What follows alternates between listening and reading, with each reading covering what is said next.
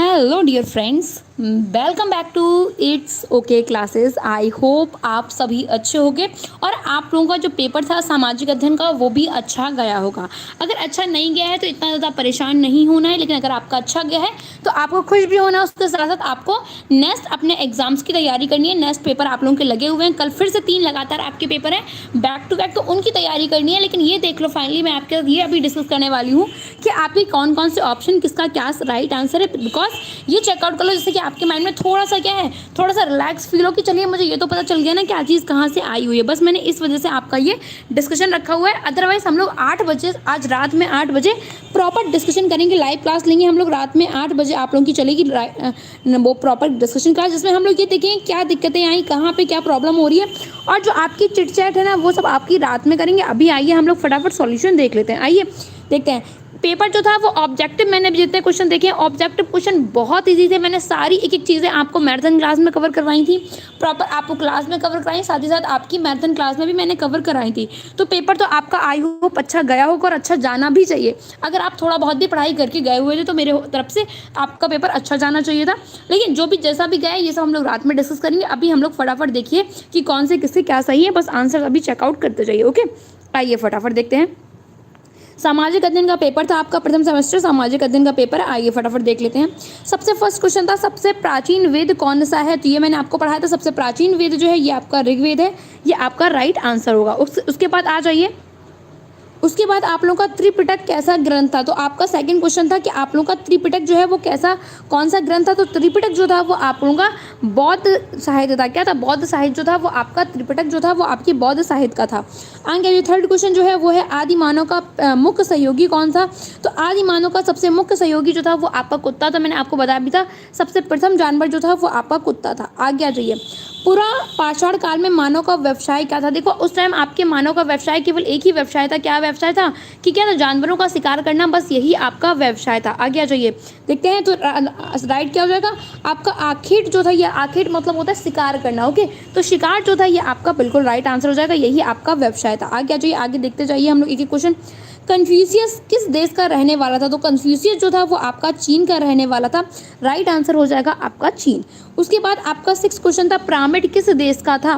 Pyramid किस देश में है। तो ये मैंने आपको बहुत इजी क्वेश्चन थे। आई होप मैंने, मतलब मैं आपको कैसे बताऊं कि मैंने आपको सारा कुछ पढ़ाया हुआ था। अगर आपने मेरी क्लासेस अटेंड की थी, नोट्स बनाए थे, तो मुझे नहीं लगता कि आपके क्वेश्चन गलत होने चाहिए। अगर बाई चांस गलत हो गए तो कोई बात नहीं, नेक्स्ट जो पेपर आने वाले पेपर हैं उनमें आप रिकवरी अपनी कर लेना। ओके, आइए। तो राइट आंसर जो है वो आपका मिश्र हो जाएगा। अगला देखते हैं, 7th क्वेश्चन क्या था, अपने देश का आदर्श वाक्य सत्य में जयते। ये मुझे आज भी याद है, मैंने नोट में आपको लिखवाया हुआ था। क्या लिखवाया था? नोट करके मैंने आपको लिखवाया था कि आपका मुंड उपनिषद जो है ये क्या है, मुंडको उपनिषद में क्या है आप लोगों का सत्य में जयते जो है वहां से लिया गया। आगे है आपका कौशल महाजनपद की आपको राजधानियां, मैंने आपको बताई थी कितने महाजनपद होते हैं, 16 आपके महाजनपद होते हैं, और उन्हीं में से आपकी एक राजधानी क्या थी, कौशल राजधानी थी। और उसमें मैंने राजधानी का वो भी लिखवाया था, उसमें आपकी क्या थी, श्रीवस्ती जो थी। कौशल महाजनपद की राजधानी जो थी वो आपकी श्रीवस्ती थी। ओके, आगे देखते हैं।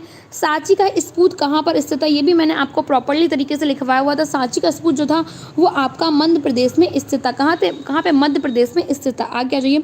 सूर्य के चारों ओर परिक्रमा करने वाले खगोलीय पिंड किसे कहते हैं। तो ये मैंने आपको ग्रेड हेडिंग लिखवा के लिखवाया था कि आपके खगोलीय पिंड जो है वो आपका ग्रह होता है। क्या होता है? ग्रह जो है वो आपका खगोलीय पिंड होता है। ये मैंने क्वेश्चन मुझे आज ही याद है, किस मैंने पेज नंबर पे कहाँ पे ये क्वेश्चन लिखवाया था, कैसे लिखवाया था, सारा कुछ मेरे आंखों के सामने आ रहा है। तो आई होप आप लोगों ने अगर बुक्स नोटबुक बनाई होंगी या पढ़ा होगा या मैराथन क्लास ली होगी तो आपको सारे क्वेश्चंस पता होंगे कहाँ पे क्या क्या मैंने बताया हुआ था। ओके, अगला है आप लोग का 11 था, मानचित्र की उत्पत्ति मैपा से हुई है। मैंने आपको ये मानचित्र लिखवाया तो मैंने आपको बताया था लैटिन भाषा की हुई है, क्योंकि जर्मन और हिंदी अंग्रेजी से तो आपकी हुई ही नहीं है, ये तो सीधे सीधे कट हो रहा है। इसमें अगर आप कॉमन सेंस लगाते तो भी आप राइट आंसर देते। ओके, चलिए आगे आ जाइए, आगे देखते हैं आपको क्या है। अगला क्वेश्चन क्या था, अगला क्वेश्चन की बात करते हैं। अगला क्वेश्चन जो था वो था आप लोगों का कौन सा, 12th क्वेश्चन था। 12th क्वेश्चन में कहा था कि 0 डिग्री अक्षांश को कहते हैं। मैंने आपको पूरा ऐसे एक फिगर बनवाया था। फिगर बनवाने के बाद मैंने आपको बताया था ये जो आपकी बीच की रेखा होती है ये क्या, ये आपकी 0 डिग्री होती है, इसे हम लोग भूमध्य रेखा कहते हैं। क्या कहते हैं? ये आपका 0 डिग्री का एंगल होता है, इसे हम लोग भूमध्य रेखा कहते हैं। मैंने बताया था ऊपर ऊपर और नीचे मैंने आपको कर्क रेखा और विषुवत रेखा ही बताई थी कि ऊपर कर्क नीचे विषुवत रेखा होती है। आइए अगला क्वेश्चन था 21 जून को सूर्य की किरणें सीधी पड़ती हैं किस पे, कर्क रेखा पे आपके ऊपर वाली जो ये आपकी रेखा थी, क्या थी, जो आपकी ऊपर रेखा थी, ये आपकी रेखा और ये आपकी रेखा, ये दो रेखा थी।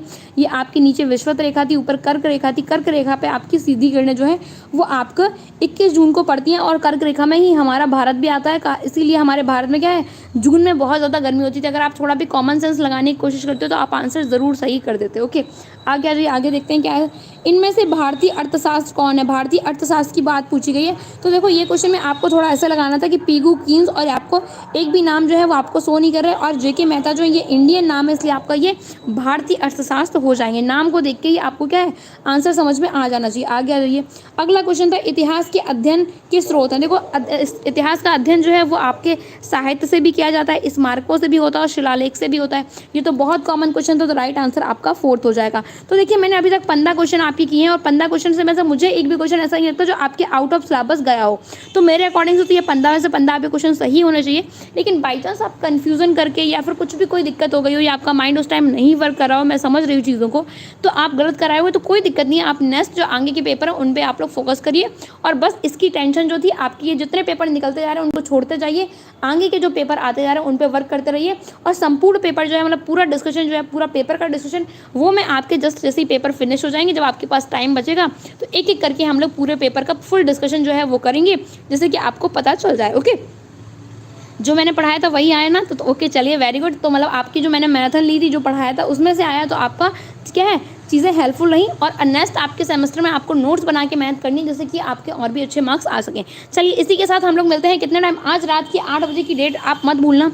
रात में 8 बजे, क्या रात में 8 बजे हम लोग करेंगे एक चिट चैट डिस्कशन, केवल 10 मिनट का डिस्कशन होगा ये। और इसमें ये देखें कहाँ से क्या क्या गलतियाँ हो रही हैं हमारी तरफ से। ओके, तो 8 बजे क्या है, 8 बजे आप लोगों से मिलेंगे लाइव में। तो लाइव में 8 बजे आ जाइए और चिट चैट करेंगे, केवल डिस्कशन करेंगे और आगे कल की प्लानिंग करेंगे कि कल का पेपर कैसे और कैसे जाना है। ओके, कल का पेपर कैसे देना है, क्या गलतियाँ नहीं करनी, किन चीज़ों का ध्यान रखना, कल के इंपॉर्टेंट टॉपिक कौन कौन से हैं, कल का डिस्कशन हम लोग रात में 8 बजे आज आपके लाइव आके करेंगे। तो 8 बजे तैयार हो जाना, केवल 10 मिनट का टाइम लेंगे, बहुत वेस्ट नहीं करेंगे, केवल डिस्कशन से ये पता चल जाएगा आपका पेपर कैसा क्या और क्या चीज़ें रही। ओके, तो चलिए हम लोग मिलते हैं आपको नेक्स्ट अब डिस्कशन में 8 बजे। उसके पहले क्या, उसके पहले हम लोग मैथ का संपूर्ण डिस्कशन भी करेंगे, एक एक पेपर एक एक क्वेश्चन सॉल्व करके देखेंगे कि आप कहाँ पे क्वेश्चन कितने गलत करके आए हैं। ओके, तो आपका 5 बजे आपको और ध्यान रखना है, 5 बजे आप लोगों से मैं जस्ट अभी मिल रही हूँ, आधे घंटे बाद आपके सॉरी 5:15 मैं आपसे मिल रही हूँ संपूर्ण डिस्कशन कर लेके आपका मैथ के पेपर का। ओके, तो चलिए मिलते हैं फिर हम लोग, तब तक के लिए टेक केयर, बाय बाय।